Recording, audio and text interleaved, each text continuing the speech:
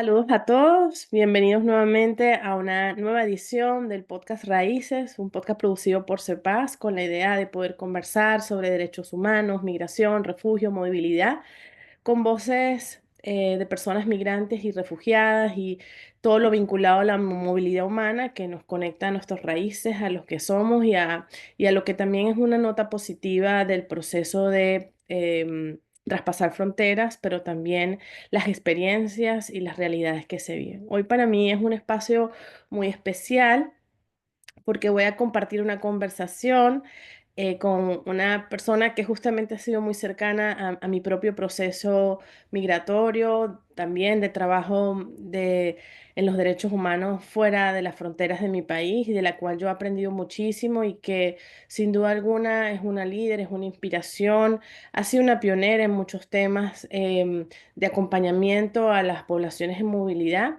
Y bueno, en estos momentos su voz es muy escuchada por su experiencia, por su trayectoria, pero por sobre todas las cosas el trabajo que hace con y para la gente que está en proceso de movilidad. Así que para mí es un honor y un placer y un privilegio poder conversar hoy, que ya lo hemos hecho muchas veces en privado, en público, en los canales de CEPAS, pero bueno, es por primera vez que nos acompaña en el podcast Raíces y muy contenta de tener con nosotros a Niurka Meléndez, directora de VIA, una organización que se encuentra en Nueva York y que ya nos va a hablar un poquito de lo que hace. Y bueno, bienvenida Niurka al podcast y bienvenida a esta conversación. Bárbara nos acompaña hoy, pero bueno, aquí estoy yo para poder conversar y bueno, saber todo sobre ti, sobre el trabajo que está haciendo Vía y sobre todo que nos deje un poquito de luz en estos momentos tan complejos que estamos viviendo. Bienvenida, Niurka. Gracias, Beatriz, por esa presentación tan bonita. De verdad que me honras porque siento que el sentimiento es recíproco y lo que he aprendido de ti ha sido bastante. Creo que no estás consciente de todo lo que me has enseñado en este proceso que nació en el momento que nos conocimos haciendo juntas activismo ciudadano. Gracias por la invitación, de verdad que sí. Bueno, Niurka, han pasado algunos años de que nos conocimos y esos años yo también he tenido el privilegio de ver crecer a Vía, conocer tu trabajo y justamente quisiera empezar con eso, ¿no? Porque aunque ya lo hemos hablado, ustedes siempre, y yo creo que tú haces, o sea, tú haces siempre honra de lo que ha sido el crecimiento de Vía y lo muestras, pero sí es importante para quienes no te conocen y te están conociendo por esta ventanita, que cuentes un poco quién eres tú y qué te hizo crear esta organización, dónde estás y qué han hecho en estos años. Y justamente, ¿qué te motivó a iniciar este camino en tu propio proceso, pero también en ayuda a tantas y tantos? Wow, en principio, Niurka Meléndez es mi nombre y me considero una ciudadana comprometida. Luego entendí que le llamaban en algunos sitios activistas, ¿no? Pero muy comprometida con lo que es esa conciencia ciudadana y sobre todo con lo que me hizo ser lo que soy, que es mi país, Venezuela. Cuando salí del país, no consciente de que estaba realmente dejando Venezuela y me vi envuelta sin conciencia al principio, solo sintiendo esa frustración y esa molestia de emigrar sin estar consciente de que tenías que dejar el país y tenías que salir de Venezuela. Nada, dentro de mi propio proceso migratorio, dentro de mi propio proceso emocional como migrante, entendí que en algún punto, mucho tiempo pasó, si tengo que, no quisiera entrar en todos los detalles porque se va a hacer muy largo el podcast, pero mucho tiempo pasó hasta que comprendí que podía seguir haciendo por mi país y por mi gente, aún estando fuera de Venezuela, cuando eso todavía me costaba honestamente digerirlo, ¿no? De pronto lo disimulaba y lo decía, pero honestamente digerirlo me costó mucho en el proceso. Y fue allí cuando Vía viene de manera muy orgánica a nuestras vidas, digo nuestras vidas porque de la mano, de mi mano, siempre estuvo mi esposo, Héctor Arguinzones, quien es cofundador de la organización, y siempre estuvo de manera muy orgánica querer transmitir la información que nosotros también estábamos en el proceso como migrantes forzados, buscadores de protección humanitaria en los Estados Unidos, también estábamos pasando. Y entendíamos dentro de nuestro propio proceso que no había muchas organizaciones que conectaran con ese, no solamente con la necesidad de información teórica, muy técnica y legal que se necesitaba en el momento, sino con el sentimiento que implicaba ese proceso de transformación que lleva mucho trama y trauma en lo que es ser un migrante no consciente de que estás dejando tu país, un migrante forzado, ¿no? Entonces, Vía nace de esa necesidad de nosotros mismos de informarnos y de dejar saber a otros qué nos funcionó a nosotros con este perfil que le pudiera funcionar a otro en aquel momento venezolano y ya luego la forma como Vía ha crecido para cualquier otro hispano y no hispano que está en búsqueda de protección humanitaria en este país. Entonces, Vía, en resumidas cuentas, es la conexión que mantenemos todavía, ahora sí, bien concientizada y bien entendida con nuestro país, entender que sí podemos seguir haciendo por Venezuela y para nuestros connacionales, aún estando fuera de Venezuela, y por supuesto llevar la conciencia ciudadana a la acción con el ejemplo. Y eso mostrarlo a connacionales y a otros migrantes que se han unido durante estos casi 9 años que tenemos con Vía en este crecimiento juntos y en este aprendizaje juntos que implica esta organización. Y bueno, yo misma he sido testigo, Niurka, de esa evolución y ese trabajo que va desde lo humanitario, la atención legal, asistencia, o hasta la mano amiga, el si tuviste que comer hoy, si dónde vas a cenar, hacer tu cena de fin de año, hasta cosas grandes, como la gente enfrenta su proceso migratorio, su proceso de asilo, y ustedes han estado en todos esos momentos de la gran mayoría de los venezolanos que ha salido del país, pero especialmente ha ido a Estados Unidos y ha estado en la ciudad de Nueva York, pero a mí me constan sobre todo porque hacen un trabajo muy profesional y muy claro en las redes sociales, que esa información no solamente se beneficia a la gente de Nueva York, sino la gente de otros estados y además gente de otras nacionalidades. Así que ustedes han evolucionado y justamente esa es la próxima pregunta. ¿Cómo ha sido esa evolución de la situación de las personas migrantes y refugiadas en lo que ustedes han visto en los últimos años? ¿Cómo ha sido ese proceso y el entendimiento de lo que ha pasado la misma población migrante en ustedes también han vivido diferentes administraciones en los Estados Unidos? ¿Cómo han visto ustedes esa evolución, tanto en lo que han visto como lo que ustedes han tenido que realizar? Wao, ha sido realmente un trabajo fascinante, muy desafiante, desafío en cada paso, en cada esquina, cada día, se pudiera decir que es un nuevo desafío, pero el estar en contacto directo con la comunidad, quizás de manera accidental, porque somos voluntarios, yo creo que eso es algo importante resaltarlo de Vía. Vía es una organización de base voluntario y de base comunitaria y es real. Entonces, esto de alguna manera nos ha permitido adaptarnos uno por el tiempo que cada uno tiene para dedicarle a Vía y que ese tiempo te haya permitido en casi 9 años realizar un trabajo impecable. Hay que decir las cosas, realmente ha sido un trabajo impecable y un trabajo continuo y constante, a pesar de que no tenemos oficina, no somos empleados que tenemos un salario en Vía, no, o sea, trabajamos y todos los miembros que conforman Vía aportan sus conocimientos, su tiempo, sus habilidades, su destreza en el tiempo que ellos pueden sacar de su part-time o full-time, que sería el trabajo de medio tiempo o el trabajo de tiempo completo.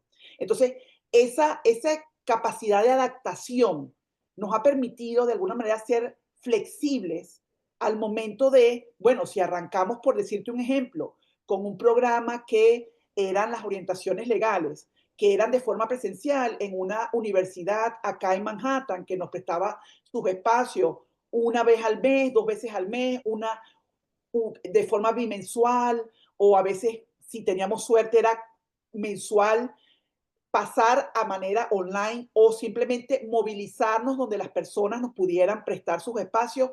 Esa es la flexibilidad que nos ha permitido en Vía de pronto no meternos en una caja y decir, bueno, no, porque tiene que ser en este sitio, tiene que ser a esta hora y tiene que ser en este lugar. No, todo lo contrario, nos adaptamos incluso Esta adaptación nos ha permitido movilizarnos a diferentes municipios, lo que aquí llaman boroughs, en la ciudad de Nueva York, y de alguna manera movernos a donde está la comunidad. Y eso nos ha permitido, de alguna manera, dentro del desarrollo de vía, esa adaptación nos ha permitido flexibilizar nuestros programas a lo que estamos viendo continuamente en el ground, en el piso, con ese contacto directo con la comunidad. La comunidad ha sido clave.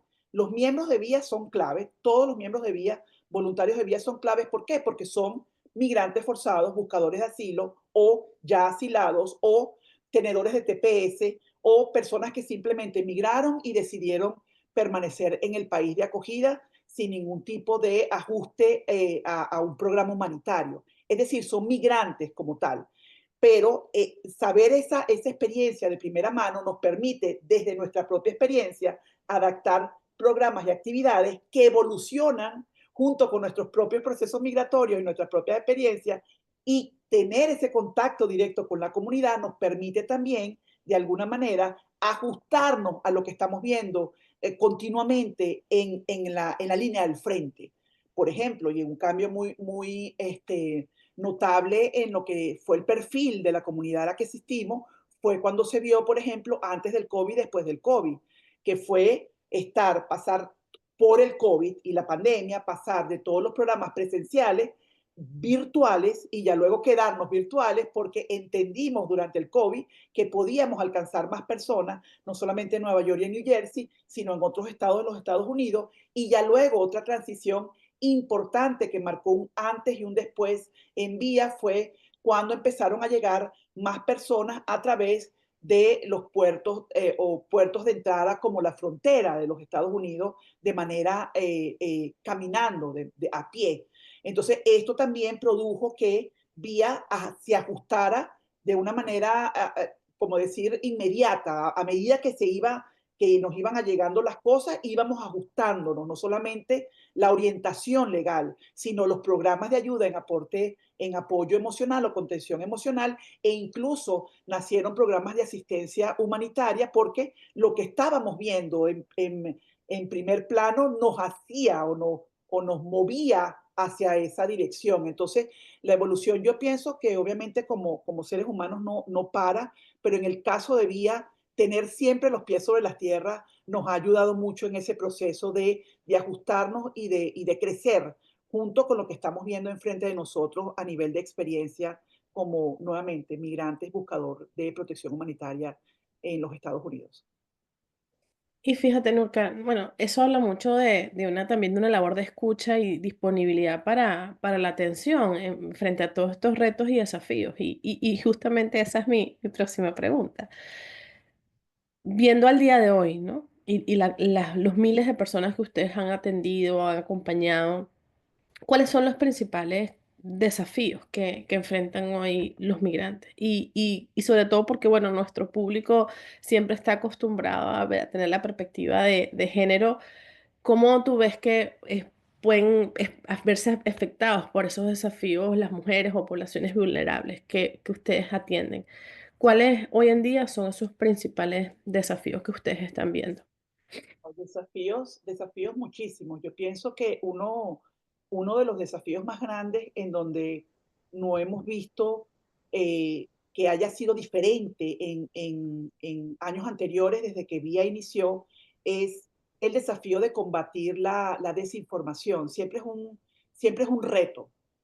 O sea, buscamos diferentes canales. Hoy en día nuestra presencia de manera virtual se ha fortalecido muchísimo, incluso, si pudiéramos decirlo de esta manera, lo hemos hecho mucho, cada vez más profesional para poder llegar más directamente y de manera más asertiva a nuestra comunidad, pero sin duda el lobby y la capacidad que tiene de viralizarse la desinformación, la información no verificada, siempre ha sido para nosotros un reto porque antes de que llegue un video, no solamente de Vía, o una información, no solamente de Vía, de cualquiera de otras estas organizaciones internacionales que crean tanto material informativo para evitar a mujeres caer en redes de personas que trafican o hacen la trata o a cualquier migrante en líneas generales que caiga dentro de estas redes de personas que, sabes, te secuestran y te, sabes, te engañan para llevarte a permanecer de manera obligada con grupos armados y muchísimos más ejemplos terroríficos antes de que lleguen este tipo de mensajes que te puedan prevenir de eso, siempre va a llegar la desinformación primero, el mensaje que te dice, vente conmigo, que conmigo, ¿sabes? Vas a llegar a los Estados Unidos y una vez dentro de los Estados Unidos, listo, pasaste, ya no tienes que hacer más nada. Entonces, claro, el desafío está en ya luego, una vez en las personas acá, cómo sin que te sientas que por tu culpa, ¿sabes? Esto es tu responsabilidad, no te informaste bien y mira ahora lo que está pasando, sino que entiendas pues que, bueno, mira, esto no te pasa nada más a ti, pero fíjate que ahora eso que te informaron no es lo correcto, esto es lo que, esta es la forma como deberías de proceder o hacer esto o lo otro. Esa parte allí es un poquito bastante desafiante para nosotros porque ya vienen con una carga emocional que es lo suficientemente grande y pesada para entonces escuchar a una persona que te diga, no es así, no es como te lo dijeron.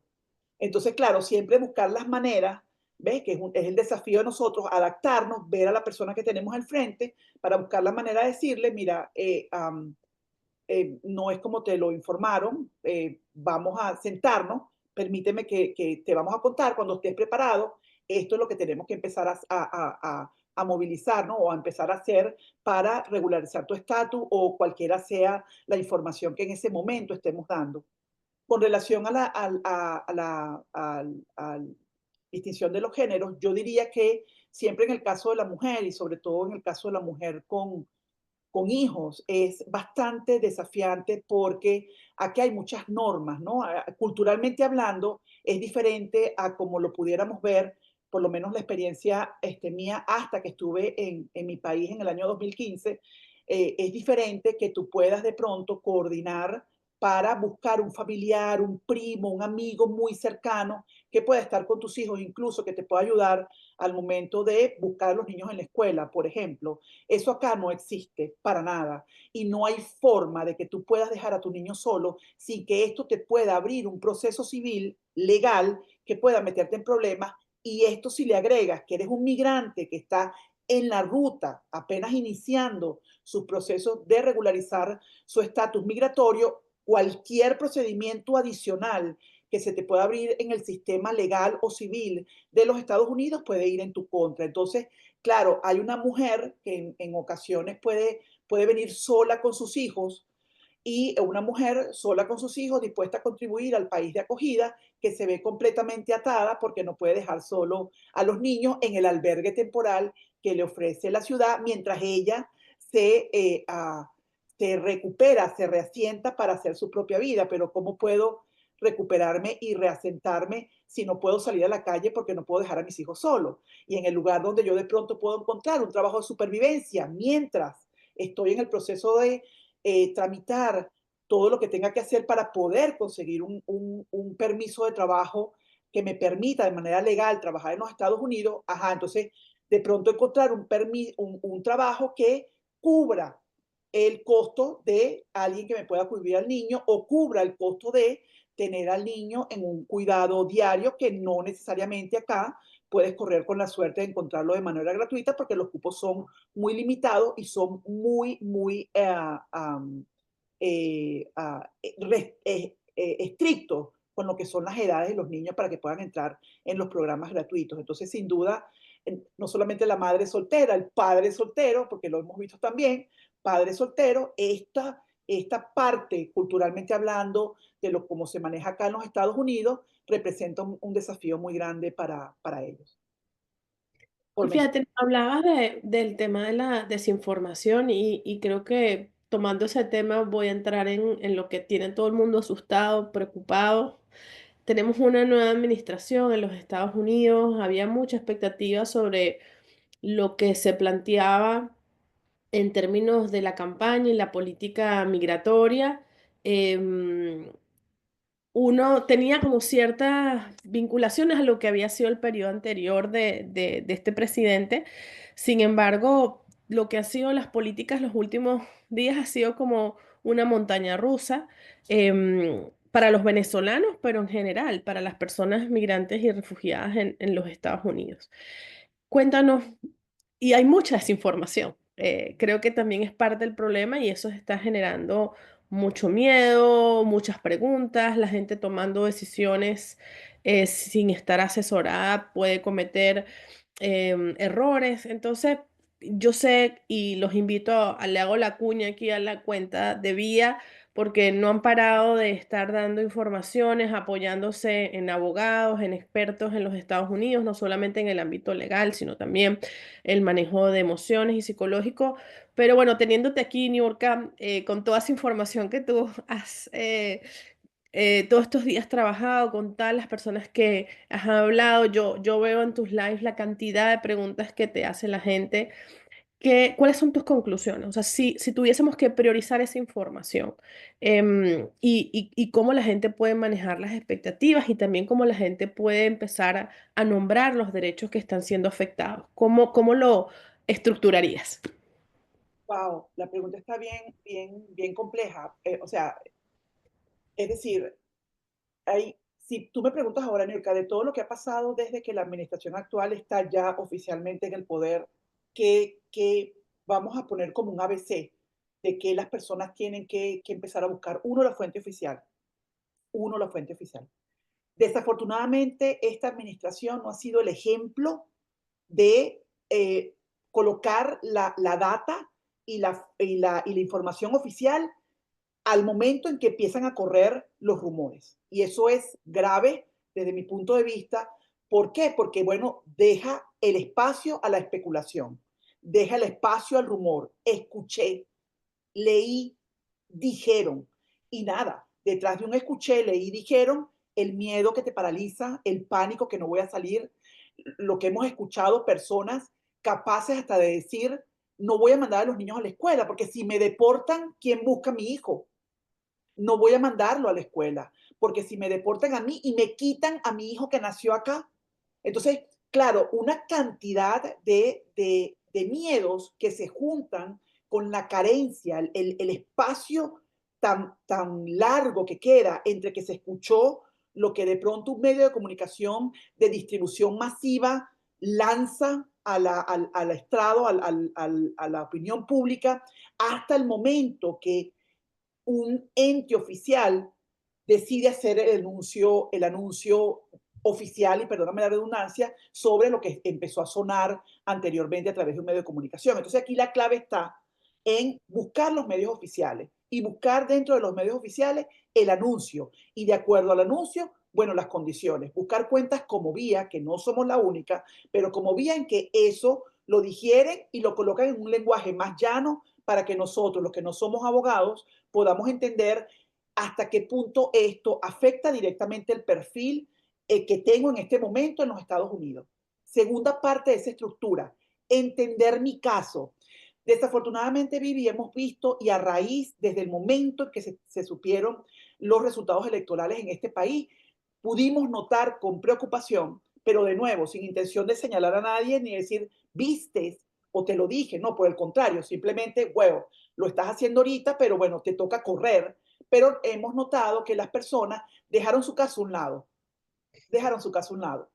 Entonces, claro, ahorita con todo lo que pasó desde el momento que se supo los resultados de las elecciones hasta ahorita que han ejecutado tantas acciones, las personas están corriendo con su caso. Las personas están entendiendo, por ejemplo, pero es que mi cita es ahorita en julio, tengo que buscar un abogado. Desafortunadamente en este país, un lapso de 3 meses, 4 meses, 5 meses para encontrar un abogado es muy poco, porque es difícil encontrar un abogado.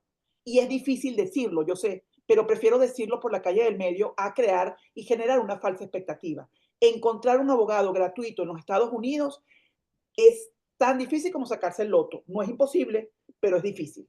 Entonces, ese trabajo hay que empezarlo con muchísima antelación porque realmente es difícil encontrar quien de manera gratuita pueda representarte, incluso quien de manera gratuita de pronto no te representa, pero te hace una asesoría legal uno a uno. Entonces, esa es la segunda parte de la estructura que yo diría, por favor, revisa tu caso, ve dónde estás en tu proceso migratorio, ve de pronto qué dejaste de tu proceso migratorio a un lado porque de pronto dijiste, ah, no, pero es que eso es en el 2026. No, hay que empezar desde ahorita porque incluso, y eso lo sabemos los venezolanos, Vivi, aquí en esto yo sé que tú has apoyado mucho a Vía con tus conocimientos, incluso la actualización de las pruebas y evidencias de la condición país que puedan fortalecer mi caso, y no solamente la condición país, de la cantidad de presos políticos que han habido, que puedan parecerse a mí y que puedan ayudarme en mi caso, eso es una tarea que tenemos que mantener de manera continua haciendo con aquellos que andan buscando un caso de asilo, porque no se trata nada más de descargar el archivo PDF, por ejemplo, de los informes que prepara la CEPAS, que son sumamente importantes y ayudan en los casos de asilo, sino la traducción, porque no se trata nada más de las 50 páginas. ¿Qué de esas 50 páginas, en qué párrafo y en qué página está lo que me puede ayudar a mí en mi caso en particular? Entonces, esa segunda parte de la estructura, yo lo diría, ya luego evitar en la medida de lo posible, dentro de esa estructura que me pediste armar, Vivi, escuchar a opinólogos. ¿Ves? ¿Sabe? Los opinólogos, el vecino que sabe mucho, la migrante que tiene por lo menos 50 años viviendo en los Estados Unidos, ella sabe, pregúntale, porque las condiciones no son las mismas. La forma como llegó un migrante hace 30 años, es más, hace 20, ponle 10, no es la misma de un migrante que llegó ahorita. Un migrante que se reportó ante un oficial de inmigración en la frontera es un migrante que debe presentarse ante el oficial de inmigración en la frontera. Un migrante que nunca se presentó, de pronto te va a decir, ni loco no vayas, pero ese consejo no es precisamente el consejo que más te puede ayudar a ti. Siempre trata de buscar o bien abogados acreditados en los Estados Unidos. Otro punto muy importante, Vivi, disculpa que me extienda acá. Bueno, lo que pasa es que ella es abogado en Venezuela o ella fue abogado en Ecuador. Bueno, pero que para ser abogado acá tienes que validarte y tienes que tener una acreditación del Departamento de Justicia de los Estados Unidos. Con muchísimo respeto, y siempre lo decimos, pregúntele a ese abogado, ¿usted está acreditado? ¿Me permite su nombre y su apellido para verificarlo? Y de esta manera evitamos un puntico adicional que se agrega a todo este proceso ya complejo y burocrático y con muchísima carga emocional, que es caer en estafas y fraudes, que es el pan de cada día, Vivi, que tú lo escuchas y tú dices, wow, qué increíble, porque se han desarrollado unos métodos que, Vivi, nosotros tuvimos un conversatorio con la gente de la Fiscalía del Distrito de Manhattan y ellos mostraron unos videos de fraude en donde el estafador tiene una sala Zoom donde te hace una audiencia con el fondo del juzgado, de una corte de inmigración con los sellos, y era completamente una estafa. Entonces, de nuevo, evitar, ¿sabes? Evitar cómo, bien informándote de caer en estas personas notarios, paralegales, preparadores de documentos, que de pronto no están lo suficientemente preparados para tú ponerle la confianza de lo que implica tu futuro en el país de acogida. El notario en Venezuela generalmente es un abogado. El notario en los Estados Unidos no necesariamente tiene que ser un abogado. Entonces, mucho cuidado con eso. Y en la cuarta parte de esa estructura, por supuesto, ser compasivo con nosotros mismos. Entender de que sí, llega un momento, Vivi, nos ha pasado, que las personas te dicen, oye, gracias por todo lo que haces, pero es demasiado, no lo puedo ver todo ahorita. Y eso está perfectamente bien. Reconocerte y validar que estás pasando por una carga emocional, porque todo esto, Vivi, trae una carga emocional muy grande que se agrega a lo que ya tú traes con tu propio proceso. Entonces, claro, escuchar desafortunadamente la exacerbación de un discurso que sin duda tiene una carga de desprecio y de generalización hacia el migrante, oye, es un agregado a tu emoción, a tu carga emocional, que tú tienes que darte el tiempo. Tú tienes que darte el tiempo incluso para sentir rabia, porque lo hemos escuchado, Vivi. Pero es que yo no pedí nada de esto. O sea, pero es que yo no pedí nada de esto. Yo no pedí estar rogándole a nadie que me reconozca como nada. Entonces, claro, eso connota una carga emocional que tú dices, wow, date el tiempo, sé compasivo contigo, entiende que sí, tienes que empezar a moverte con este proceso, pero también entiende que sí, esto es muy duro. Esto le está agregando una dureza adicional a un proceso que ya de por sí lo es difícil, es cuesta arriba, es burocrático, es complicado. Y bueno, nada, le agregas esto que está ocurriendo ahorita y sin duda no, lo pone a uno más dentro de la mira y contar la parte de, bueno, tratar de evitar en la medida de lo posible, ¿sabes? Espacios donde tú sabes que vas a perder el tiempo con personas que simplemente se van por la vía más rápida, que es la vía del odio. La vía del odio es más fácil sentir odio sin ningún tipo de explicación que sentarte a estudiar qué es lo que está ocurriendo aquí, cuál es realmente la profundidad de este problema cuando ellos hablan de crisis migratoria, qué es lo que realmente hay detrás de todo eso. Y detrás de todo eso hay una mayoría de personas que simplemente, muchas, ni siquiera concientizaron que tenían que dejar su país. Entonces, wow, esto es muy profundo lo que está ocurriendo ahorita y bueno, sabes, uno trata de estructurarlo, pero la realidad al final del día, Vivi, es que hay muchos seres humanos encontrados en algo que ellos, muchos adultos encontrados en algo que ellos dijeron, yo no pedí nada de esto. Sí. Y bueno, creo que justamente ese es el camino de, sobre todo en el caso de los venezolanos, de lo que ha implicado el desplazamiento forzado y cómo frente a esta realidad hemos tenido quizás países que han tenido, em, digamos, políticas y legislaciones migratorias abiertas y que han recibido a los migrantes y refugiados, pero otras que no tanto. Y entre eso el cambio de tendencia, porque bueno, sabemos la crisis política que hay en Venezuela, sobre todo cómo esta se, se profundiza en términos de la emergencia humanitaria, la democracia, después de lo que fue el periodo electoral del año pasado y esta nueva administración en los Estados Unidos ha tomado una cantidad de medidas en poco tiempo que han afectado a la población migrante. Em, Desde lo que fueron las primeras medidas con respecto al uso del título 42 para las expulsiones ráplicas, también este tema de la clasificación del Tren de Aragua como una organización terrorista y todas son las implicaciones que ha tenido el implemento de las redadas y detenciones, que por supuesto le está otorgando un mayor poder al ICE para realizar las redadas y las detenciones afectando no solamente a los venezolanos, sino en general a la comunidad migrante. Todo este tema de la ampliación de la remoción expedita, la suspensión de programas de admisión de refugiados a asilo y bueno, la terminación y la posible finalización del estado de protección temporal, el TPS, que afecta a un gran número de venezolanos. Y bueno, más recientemente lo vimos este fin de semana y bueno, la semana pasada las detenciones en Guantánamo, las deportaciones a El Salvador, la invocación de la ley de enemigos extranjeros, como tú decías, es demasiado para procesar en muy poco tiempo. Hay todavía muchas preguntas, hay espera de decisiones legales. Definitivamente hay una política que está afectando a la población migrante. Bueno, entre Vía y CEPAS hicimos un comunicado muy importante refiriéndonos sobre todo a que cómo las condiciones en Venezuela que originaron esa protección que están brindando algunos países y que brindó Estados Unidos sigue siendo necesaria. Nurka, como una persona que está en los Estados Unidos o incluso en Venezuela, porque hay también toda esta retórica del gobierno y quienes están en el poder en Venezuela de ahora venir a los Estados Unidos es peligroso para los venezolanos.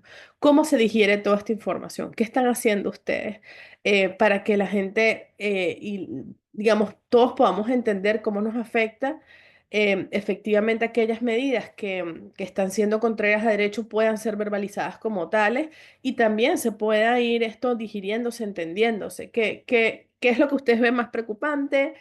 ¿Cómo manejamos todo esto? Y yo sé que te vas a entender, pero por eso te doy todo este contexto, porque yo siento que ustedes manejan muchísima información, pero además están, no sé cuáles son las preocupaciones, cuáles son los nervios, cuáles son las preguntas, ¿cómo organizamos todo esto? Tan bella, gracias, Vivi. No, es que en estos días hablaba con mi abogado y le decía, wow, estoy agotada. me siento y estoy segura que el sentimiento no es exclusivo. Por Dios, basta con ser migrante. Y ya aquí le agregamos basta con ser migrante y basta con ser venezolano. Entonces es un agotamiento de persecución, porque esto es una persecución indirecta a nuestra nacionalidad. Y no quiero que el protagonismo se sienta como que solo para Venezuela. Pero hemos sido tan mentados, el venezolano, nuestra nacionalidad, ha sido tan mentada desde que esta nueva administración llegó, que en principio tú puedas, sabes, pudieras dentro de tu paz mental y dentro de tus propios ejercicios para, tú sabes, mantenerte balanceada, ignorar, pero llega un punto que ya no puedes. Llega un punto en que dices, no, yo no voy a cambiar esto, pero yo puedo alzar mi voz a través del comunicado que de la mano, por ejemplo, y ya luego, Dios mediante, vendrán otros por allí, para poner una posición que diga, oye, ah, tengan más cuidado, ¿qué están haciendo? Porque sin duda muchísimas personas están avalando de nuevo su odio gratuito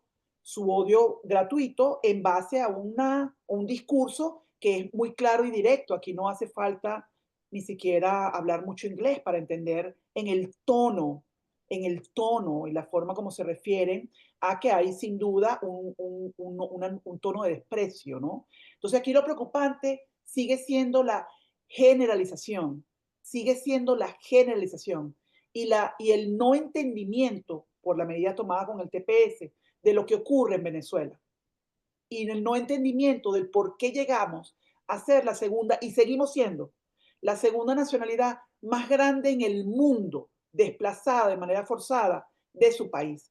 Se sigue normalizando lo que está ocurriendo en Venezuela, se sigue tratando de negociar con personas que han demostrado una y otra vez su desprecio hacia nosotros y ya luego los venezolanos en su movilización encontrando en países de acogida como los Estados Unidos, porque en el sur de América también se vio episodios como este, Vivi, muchísimo y reiterados y repetidos en diferentes países en el sur de América. Entonces, vemos como que una huerfandad de nuestra comunidad y una huerfandad acompañada de, oye, desprecio que cuéntame en qué momento yo me gané todo esto. Si bien es cierto, porque yo creo que de manera responsable, Vivi, hay que decir que por lo menos en los Estados Unidos, por no mencionar, porque también conocemos de casos terribles ejecutados de manos de personas que eran venezolanas, migrantes venezolanas en otros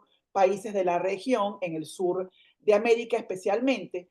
Acá en los Estados Unidos hubo casos muy fuertes de crimen vinculados con venezolanos, pero casos que fueron estas personas colocadas y privadas de libertad, casos incluso de personas que están esperando una sentencia, que son sentencias realmente muy graves porque su crimen fue realmente muy grave.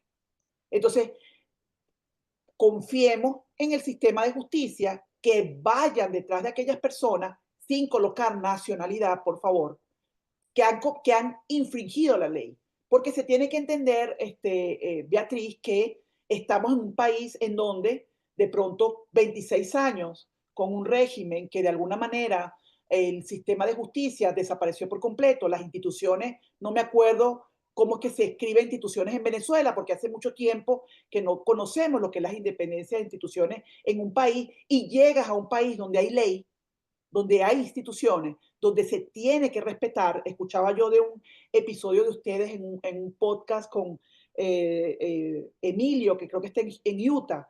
Decía, bueno, aquí pasarse una propiedad privada es un delito, es cierto. Y es un delito que de pronto en nuestro país es concha de disculpa, perdón, pero aquí no. Y si eres migrante, eso agrega peor a tu caso. Entonces, enfocarnos de pronto en esos casos específicos, en esas personas específicas, ayudaría muchísimo al entendimiento de quienes de alguna manera estamos trabajando en pro de una comunidad que sabemos está haciendo lo propio para regularizarse y estar bien en el país de acogida. Y por supuesto, de manera contundente, clara, enfática, asertiva, decir, y aquellos que lo hicieron mal tienen que pagar las consecuencias, pero conociendo, ¿sabes? Por ejemplo, ese vuelo que salió durante el fin de semana a El Salvador y Honduras, ¿por qué no hay data? ¿Por qué no hay información? ¿Por qué no me dices cuántos de esos, si es que eran todos, cuáles fueron sus delitos? ¿En qué parte del sistema criminal o el sistema, sí, el sistema criminal de los Estados Unidos estaban? Para que evitemos, ¿verdad? Esto que estábamos todos de alguna manera especulando, porque como no hay data, entonces estamos trabajando en base a lo que nos dice un familiar, en base a lo que escuchamos por un testimonio, por alguna persona que de pronto vio a alguien que reconoció, pero ¿qué tan duro puede ser que nos den la información? Mira, de pronto está esta persona, Juanita Pérez. Ella no pertenecía a la tan mentada banda criminal venezolana, pero acá en los Estados Unidos se le detectó que había hecho o infringido esta y esta otra ley. Y eso también ayuda al migrante de pronto a decir, ah, caramba, mira, pendiente, mosca, porque esto acá es un delito menor. Oye, perdón, ¿sabes? Y de pronto, pero esa generalización sin data, ¿ves? Eso de que todos eran malos, eso tan dejarlo tan superficial, tan a titular, ¿verdad? Tan de show. Oye, afecta muchísimo a una comunidad que está temerosa de escuchar que viene mañana. Ahora mañana, ¿con qué me van a salir mañana? O sea, estábamos hablando de deportación expedita, Vivi. Deportación expedita considera a personas que tienen menos de 2 años en los Estados Unidos y no han abierto ningún proceso migratorio en nombre de ellos. Se está considerando ahora también la posibilidad de desestimar los casos de aquellas personas que incluso tienen más de 2 años. Se está considerando porque ahorita se introdujo un bloqueo de la cual Vía colaboró con la organización, una de las organizaciones grandísimas que estuvo en esa demanda, que es para nosotros en español, ACLU, para acá es el ACLU. Vía colaboró con testimonios y con declaraciones. Sabemos que ellos metieron un bloqueo, sabemos que debemos escuchar algo entre el 24 y el 26 de marzo, pero el punto está en que ese bloqueo lo que está parando es la terminación, la revocación de un programa de protección temporal, ni siquiera te da un estatus migratorio, es un programa de protección temporal para personas elegibles que te permite trabajar en los Estados Unidos. Es decir, no me estás dando una posibilidad de residencia permanente. No me estás diciendo que con el TPS yo puedo ser ciudadano estadounidense. Me estás protegiendo de manera temporal. Y es la primera vez en la historia, desde que existe el TPS, que van a revocar un TPS para una nacionalidad, y es la nacionalidad venezolana. Y tú dices, pero si la condición país no me, por el contrario, ha empeorado. Entonces, estamos hablando de que no son 600.000 casos, son menos, son como 300.000 casos solo de venezolanos.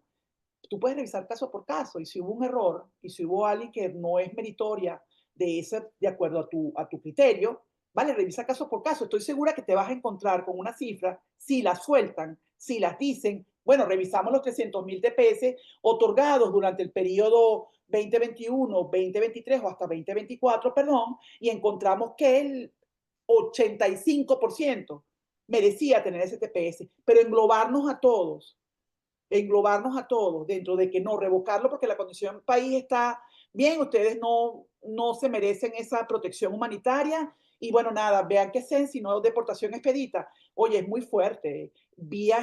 Creó un espacio nuevo, Vivi, perdón que me emocioné. Vía creó un espacio nuevo, se llama Poniéndonos al Día.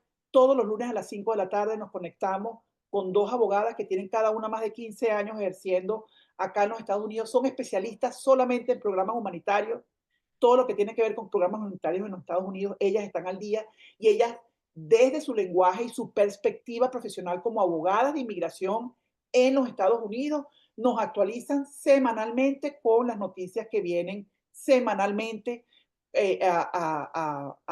vinculadas con los asuntos de inmigración. Hay muchas de estas noticias, Vivi, por eso es que es tan importante de nuestra pregunta anterior, que todavía están, por ejemplo, la prohibición de viaje, está en un borrador, nada está oficial. Lo del TPS, sí se pidió la revocación, pero tiene un bloqueo introducido por una corte, esperamos que la corte se pronuncie, es decir, hay cosas que están paradas porque hay grupos o determinados movimientos que tienen muchísima experiencia a nivel de bloqueos o complaints que llaman acá ante las cortes federales, que eso te dice, bueno, eso puede venir, pero se está todavía, tú sabes, debatiendo allí, que no nos debería como que agregar más a lo que ya tenemos, sino esperar como que el anuncio oficial. Y sin duda en ese sentido, Vía ha tratado de cubrir todos los flancos a nivel virtual y presencial a través de todos los espacios que hemos mantenido, sobre todo de orientación legal y de apoyo emocional dentro de la organización y por supuesto agregando temas nuevos en los cuales hemos tenido que actualizarnos sobre la marcha gracias al apoyo de los abogados, en donde, por ejemplo, lo de la ley del el enemigo extranjero. Wow, yo sé que eso tenía mucho tiempo allí con la cuestión de la Segunda Guerra Mundial, pero esa invocación, porque no se han invocado desde aquella época, yo tuve que, bueno, pues en un momentico empezar a leer, yo decía, pero ¿qué es esto? ¿Cómo así? Y lo del travel ban igual, o sea, lo que se espera es que de pronto la nacionalidad venezolana, cubana, que está dentro de países como Irán, países como Siria, que tú dices, Dios mío, ¿no nos están poniendo? ¿Qué tanto va a afectar a aquellos que tienen una visa y que se encuentran ahorita, por ejemplo, en Venezuela? Entonces, sabes, hay cosas que todavía están que se escuchó, que está en un borrador, pero todavía no están en sitio, que sin duda tenemos que esperar de nuevo que esté dentro de un anuncio oficial para, de acuerdo a eso, empezar a movernos, porque una de las cosas que con todo esto que hemos hecho desde que arrancó la administración actual, que hemos aprendido es, sin duda, o sea, apoyarnos más que nunca a las fuentes oficiales y abogados de inmigración. Lo demás simplemente lo bloqueamos porque ya tenemos suficiente como para escuchar opinólogos de oficio. Eso es muy grave. Bueno, yo sabía que nos iba a quedar el tiempo corto, Niurka, pero bueno, no quiero dejarte hacer un par de preguntas más, porque, bueno, nos va a tocar así, ver que hacemos otro programa contigo para actualizarnos, porque además es mucha la información que está en desarrollo. Y bueno, creo que para los venezolanos, pero este tema, digamos, a nivel regional y global, se ha hecho un tema clave y lo que está pasando en Estados Unidos es algo que hay mucho interés y hay mucho seguimiento. Y creo que uno de las consecuencias que yo creo que tú lo dices en todas tus intervenciones, pero tiene que ver con todo el tema de las narrativas y las percepciones, ¿no? Y cómo esta generalización apoya una xenofobia a una población, a una condición de ser migrante y a una nacionalidad. Y quizás ahí va mi pregunta, porque sé que mucho de lo que ustedes hacen está motivado hacia allá, de cómo podemos cambiar la narrativa. Que, o sea, este trabajo de información que es fundamental, pero también cómo podemos promover una visión mucho más humana y más justa de algo que es inherente al ser humano, que es el moverse, que es traspasar fronteras, que es ser ciudadanos globales, y que en este caso es producto de necesidad de protección internacional, sobre todo de la población venezolana y de otras poblaciones que viven en conflicto o viven en situaciones humanitarias a nivel mundial. ¿Qué están haciendo ustedes? ¿Qué se puede hacer? Cada una de las personas que escuchen este podcast, que tú los animes con tu experiencia a promover esta visión más humana y más justa, más centrada en derechos de la movilidad humana. Yo creo que la clave, mi querida Beatriz, yo creo que es la acción. O sea, demostrar que somos personas que venimos a contribuir al país de acogida va más allá de una teoría, va más allá de una frase, va con la acción, con tus acciones concretas, con tus acciones concretas. Mostrar ante una autoridad migratoria que tú, desde el momento que llegaste, quizás meses después del momento que llegaste, te pusiste con tu proceso migratorio. eh, Haces aquí, haces allá, voluntarias aquí, voluntarias allá, eso habla por ti solo.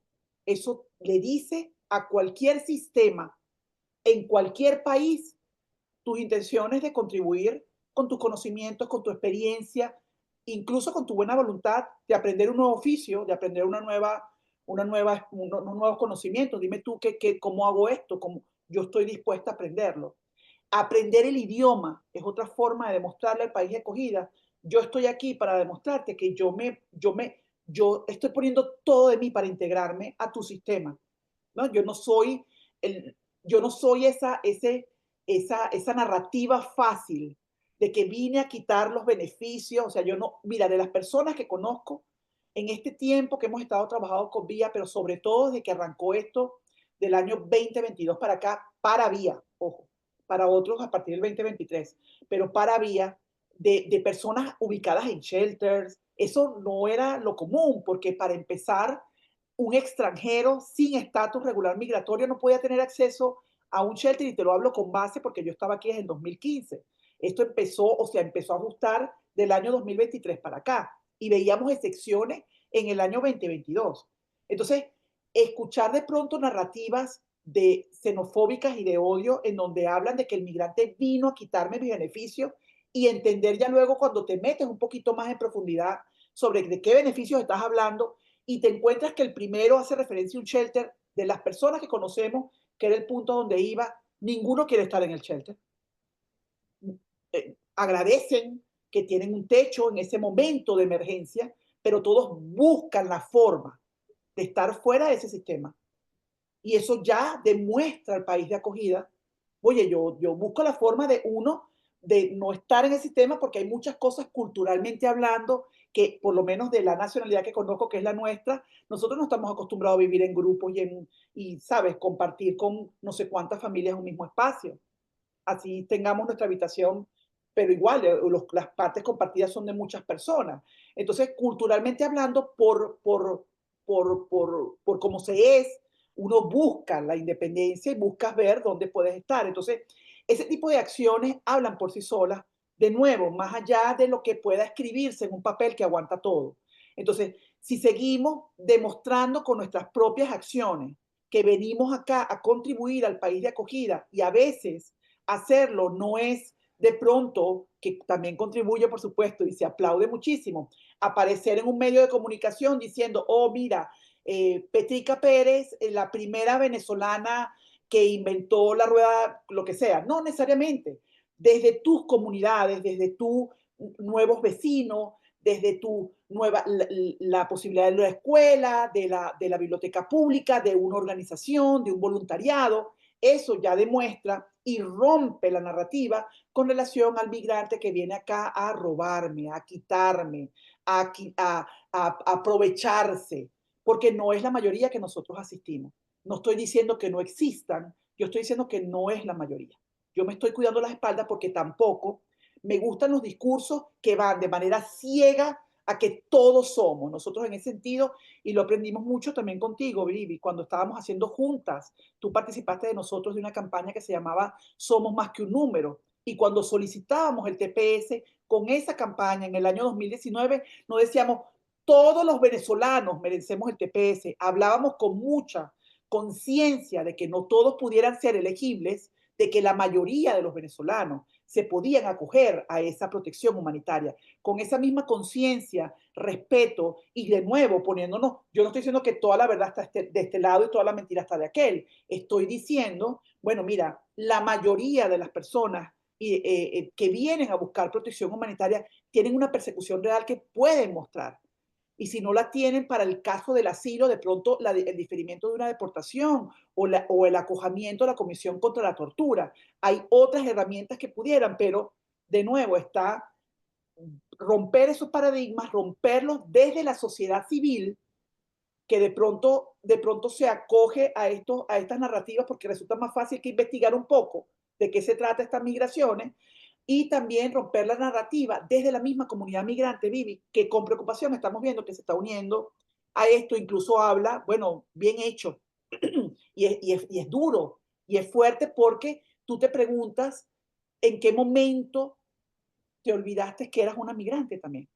¿O tú crees que por tener de pronto todos los papeles que de alguna manera te producen esa tranquilidad que te hace hablar de esa manera, tu apariencia y de pronto el acento que puedas tener hablando el idioma nuevo en el país donde te encuentres, no le van a dejar saber a la persona local que tú eres un extranjero? Entonces, oye, ese tipo de cosas que de pronto, de nuevo, con tus propias acciones, tú vas solita demostrándole a las personas, ni siquiera por demostrarle a ellos, sino para dejarles saber, yo estoy aquí para hacer las cosas bien. Y yo creo que esa ha sido una clave en Vía, Vivi, para demostrar que es posible hacerlo con una organización de base comunitaria, de base voluntaria, con la mayoría de sus miembros siendo migrantes también, buscadores de asilo, que se logra sostener y que logra hacer todo esto. Entonces, es con la acción que lo hemos dicho, no con una bonita página web, sino con la acción. Entonces, yo pienso que allí estaría la clave para seguir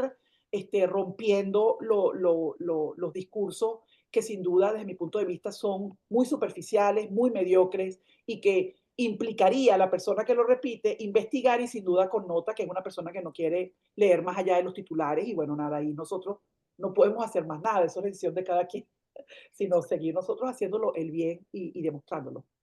Bueno, pero justamente con acciones creo que ustedes dan mucho ejemplo y agradezco todo el trabajo de Vía, de verdad, porque nos ayuda mucho a referenciarlos para que quienes están en búsqueda de esa información, que quienes sienten ansiedad, quienes tengan una referencia muy seria del trabajo que ustedes hacen y sobre todo muy comprometida en ayudar a la población venezolana y a la población migrante en Estados Unidos.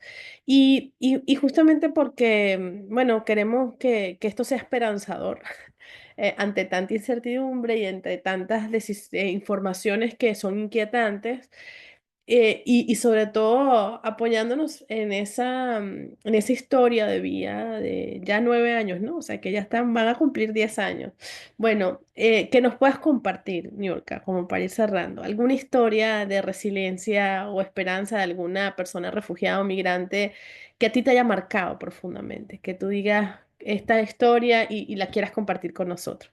Wow, hay muchas historias, Vivi, pero hay como varias claves que han ocurrido en el último año que me han movido muchísimo, porque son personas que, migrantes, recién llegados a la ciudad de Nueva York, recién llegados al país, que hay una historia de un muchacho, él se llama Carlos, lo admiro, yo no creo que él tenga conciencia de mi admiración hacia él, porque él llegó hasta a instalarse, esa fue la palabra, instalarse en bibliotecas públicas, Vivi, en los horarios que tenía la biblioteca pública y en los espacios en donde la biblioteca pública te ofrece de manera gratuita conectarte a una computadora y a internet.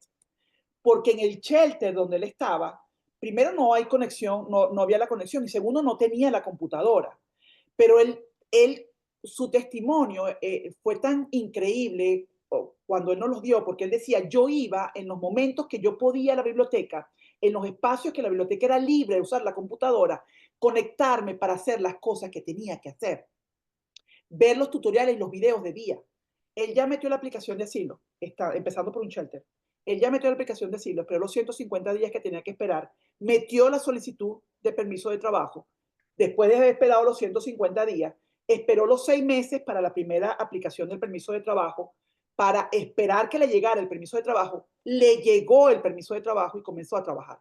Salió del shelter y está esperando por su entrevista. Y ahora lo que hace es que cada vez que puede se conecta o va de manera presencial para asesorarse, para prepararse para la entrevista, mientras él sigue en paralelo buscando un pro bono que lo pueda atender. Casos como el de Carlos no son únicos, lo sé, pero connotan una, un ejemplo tan vivo de que cuando tú quieres, tú puedes y que hay adversidades que te puedan colocar en el rincón y decir, sabes que esto es demasiado, o sea, que hay mil razones para no hacerlo, porque todo está en mi contra. O sea, vivo en un shelter, no tengo la computadora, ¿cómo me conecto a internet de manera gratuita? Bueno, este es el espacio que me da la biblioteca, aquí voy, entonces se cortó aquí, entonces voy para la otra y lo hacen. Entonces, mira, es un ejemplo de perseverancia, es un ejemplo de hacerlo a pesar de las adversidades que implica en muchas ocasiones. Carlos es un venezolano y está solo acá. Su familia sigue en Venezuela, y con la esperanza de ganar su caso para poder traer a su familia. Es decir, concentrado a pesar del tiempo que ha pasado. Mira todo lo que te mencioné, eso es más de un año, Vivi, más de un año de espera, pero lo hizo. Él está siguiendo el proceso. Entonces, es un ejemplo de que sí hay a pesar de todas las adversidades, sí hay muchísima gente con la intención de hacer las cosas correctamente y superar las adversidades para que éstas se transformen en esa fuerza que te mueve hacia adelante. Aun cuando esa fuerza que te mueve hacia adelante y que la gente lo que ve en ti es, wow, míralo, haya dentro de esa persona un dolor profundo. Porque de nuevo hay mucha gente que simplemente no pidió nada de lo que está ocurriendo ahorita y eso hay que reconocerlo, validarlo y respetarlo. Entonces, personas como Carlos, yo sé que se repiten muchísimos ejemplos en todo el mundo, aquí en los Estados Unidos, y otro ejemplo que para mí siempre ha sido lo que nos impulsa es nuestro propio grupo de voluntarios. Nuestro propio equipo de voluntarios para nosotros es otro ejemplo a seguir en lo que son los migrantes en los Estados Unidos, porque es un equipo que de nuevo saca de los espacios que tiene disponibles y libres para decir, yo puedo estar en esa actividad, yo puedo atender la clase de inglés, yo me encargo de la sesión de soporte entre pares de esta semana, hacen en lo que pueden y cansados, pero no importa, nos conectamos a las 9, ¿te parece? Ya hablamos de lo que vamos a, o sea, buscan. Y eso es otro ejemplo de una comunidad resiliente, una comunidad activa, una comunidad dispuesta a dar de regreso lo que ellas en su momento también recibieron por otras comunidades, por la misma vía y por de nuevo, la acción habla por sí sola y la acción motiva a otros a seguir el ejemplo. Yo estoy segura que en eso los que somos padres sabemos que es clave al momento de criar a nuestros hijos. No le podemos decir algo si primero no lo ven ellos haciéndolo en nosotros. Bueno, y tú con tu ejemplo, Niurka, definitivamente eres un ejemplo de esas historias y resiliencia que inspira mucho y nos hace aprender y nos hace sentirnos esperanzados. Y me quedo con dos palabras de tus últimos testimonios, que son compromiso, tanto de la organización, pero como también de las personas migrantes y refugiados, y solidaridad. Creo que son momentos para esas dos palabras. Y bueno, agradecerte por estar con nosotros en esta conversación, agradecerle a todos los que nos han escuchado e invitarlos a que nos sigan, a que sigan compartiendo estas conversaciones, que conozcan el trabajo que hace Vía, siguiéndolos en las redes sociales. Si estás en Nueva York y no lo conoces, que no creo, pero si no, si es así, por favor síguelos y apoya el trabajo que hacen. Y bueno, a todos nuestros escuchas y quienes nos ven, les damos las gracias y lo esperamos nuevamente en otro episodio del podcast Raíces. Muchas gracias, Niurka, y muchas gracias a todos por habernos acompañado. Gracias a ti, Vivi. Un abrazo.